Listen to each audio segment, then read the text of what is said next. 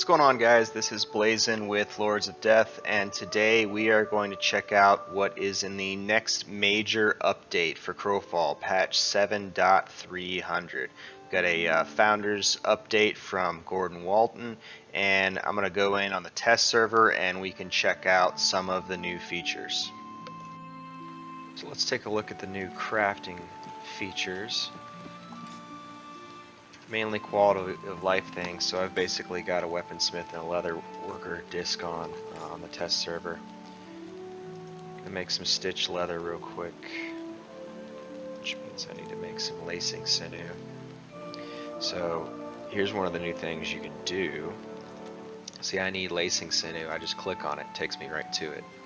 It's gonna take a little getting used to remember to do that, but it's gonna be a lot faster. So sinew, go to the stitched leather, let's make 2 leather grips for the heck of it. Hopefully I grabbed a valid combination. I did. And we'll go over to the blacksmithing table and we'll make an axe real quick. So you see I need to make some coal, click on coal.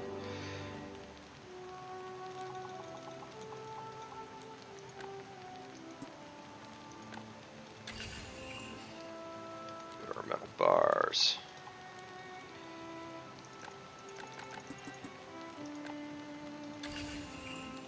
Our 5 metal bars. Now let's try doing this way. So I'm gonna go to advanced weapons. I want to make an axe. So go to the hilt. Can't make the hilt because I need to make these components so we can. Oh, I already made the weapon grips. So let's click on pommel. Stick a bar in that. We're not really going to try to make anything amazing here. Where were we at? I guess made the pommel, cross guard.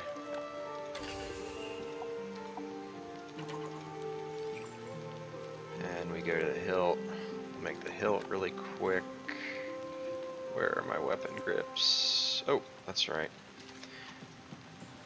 And remember, it told me I needed to go to a leather working table. So there's my grip.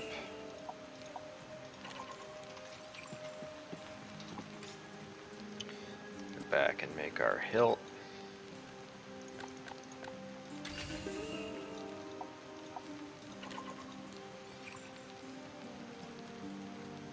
Back to our advanced weapons axe. Click on the head.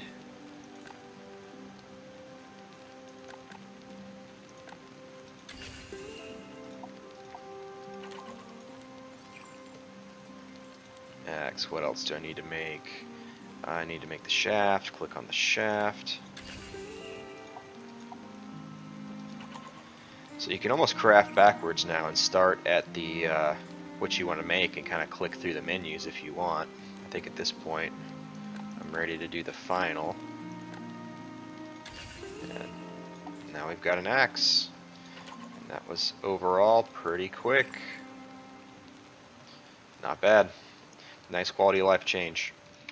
So another thing that's new this patch is that forts no longer produce the building resources, and there are new parcels, mines, quarries, and lumber mills that basically do the same thing. So we're at a mine right now. We show up and we've got building materials and a couple of chests with ore as well. Supposedly these mines produce more than the forts do per hour, or did. But you can see it's a pretty good haul, and if you'll notice, both recall and stealth are now blocked while we have building materials on hand. So these are pretty cool looking parcels, nice visuals, and I think we'll see a lot of PvP over these. The other thing worth noting is that these parcels do not seem to be in the siege zones where the keeps and everything are. So you know, taking over a keep is going to mean transporting materials more often, either running pigs or running you know, running these mines, quarries, and lumber mills. That's going to be much more common. I'm not going to be able to just rely on forts to do that. So the next thing, we'll check out and see what they actually did with the forts. There's one just to the northwest here. As we approach it, you'll notice that there are now guards and vendors. There's going to be several different variations of these forts, all of which will have walls, and these will act as sort of mini home bases for smaller guilds, or outposts even for larger guilds. So we've got a woodworking station, logging vendor, food vendor, stable hand. Stable hand actually has some mounts for sale. Blacksmithing station, leatherworking station, quarry and miner vendors, and probably the biggest thing is that there's a bank at that now. Got a drag snap test bank. I'll put some of our test goodies in here. You'll also notice that you can no longer bank these building materials. So these are also supposed to have buff pedestals that will pop up as you rank the forts. We don't own this one, so we can't rank it, but those buff pedestals seem to mimic what you get out of the keeps when you basically build up the buildings. So the next thing we'll do is we're going to find an outpost. We have one just to the north here, and supposedly these outposts now have buff pedestals at them as well when you capture an outpost. So it's really, I think they're trying to give the smaller guilds a chance to actually have the same access to these things as the larger guilds. That would be my guess as to why they're going this route. Being in a big guild and having access to all those buffs, it can be pretty powerful. I mean, this is still not going to fully replace all of them, but I think they're looking to level the playing field a little bit. Make our way through this centaur camp. This might be actually some new terrain here. We could try and find where this next outpost is and see what kind of buffs it might have at it. Here we are approaching the outpost. We'll take these guards down real quick and we will then see what kind of buffs we can get out of this.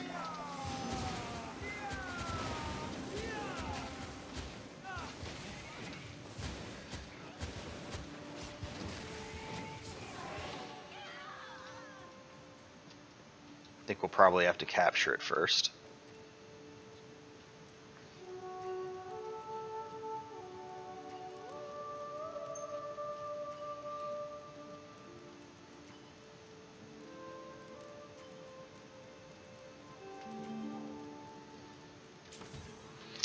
Alright, you can see we have a buff pedestal that just spawned, and this gave us trusty picks, so damage bonus mining. Interesting. It's a pretty cool new feature. Maybe more reasons to capture outposts. So another new thing to check out is the changes to the chat. There are some new options here. So if we press this button, open your chat, press this button, we can actually make new chat tabs. So make this one, and let's just say, for example, we only wanted to have guild chat in this one that we've named guild. Just select guild chat, go over here, press guild, and look at that, pretty neat. The other thing you can do is you can move this chat window around now. So press this button and you can move the chat window. One last thing I can show you is you can reset it by pressing that, and it'll pop it back. I think you're supposed to eventually be able to drag these chat channels out, actually separate them to have multiple chat channels, but I'm not sure that functionality is in yet.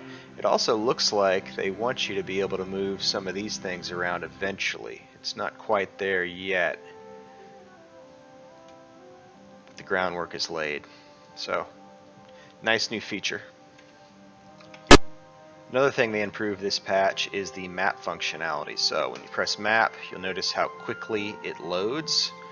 It used to take a lot longer to load. It's very snappy now. And when you go to the map, they've got new icons for the new areas, as well as new icons for some of the boss areas, and you can also turn many of these icons on and off now. So it's a very nice quality of life feature for the map. One other thing I want to discuss are the new zone and alliance caps. So zones now have concurrency caps for the max amount of members, either alliance members or if your guild is not an alliance, just guild members, that you're allowed to have in a zone at the same time. So there are 3 different types of zones. You have siege zones, adventure zones, and wildland zones. The siege zones are going to be capped at 100, have rank 8 and 9 resources, 1 large keep, 2 small keeps, but no mines. The adventure zones are 50 alliance member cap, rank 5 through 8 resources, 1 small keep, 3 forts, 2 mines, and the wildland zones are 25 alliance member cap, rank 9 and 10 resources, 5 forts, 4 mines, but no keeps. So if you try to get into one of these and there's too many people, you're going to enter a queue and basically it's going to be full for your alliance. So it looks like what they're wanting to do is push the larger fights to the siege zones, more medium-sized fights to the adventure zones where you do have a keep and a couple of forts, but not a large keep. And then the wildland zones are forts without keeps, but that is also where all of the best resources are. So a lot of the smaller scale resource gathering, rank 9 and 10 resources, a lot of the forts and mines are there as well, which is where you're going to need to get resources for your keeps. So it looks like they're wanting to keep those fights over resources smaller, and then the adventure zones would probably be something for like a smaller alliance, maybe maybe alliance that can't quite field up towards 100 people could take over the small keep and the forts and then not have to fight 100 player alliances. And of course the siege zones are going to be for those larger alliances who can field up to 100 people in those zones. So I think it's an interesting change. We'll see how it works out. Alright guys, so I've now gone over a lot of the big ticket features for patch 7.300, but there are a couple other small changes that they've made, some things to performance, some Eternal Kingdom fixes, and as well as some balancing to combat and powers, along with some new player experience changes as well. So if you guys want to check those out, the link to the patch notes is down in the description. Thanks for watching guys, I will see you next time.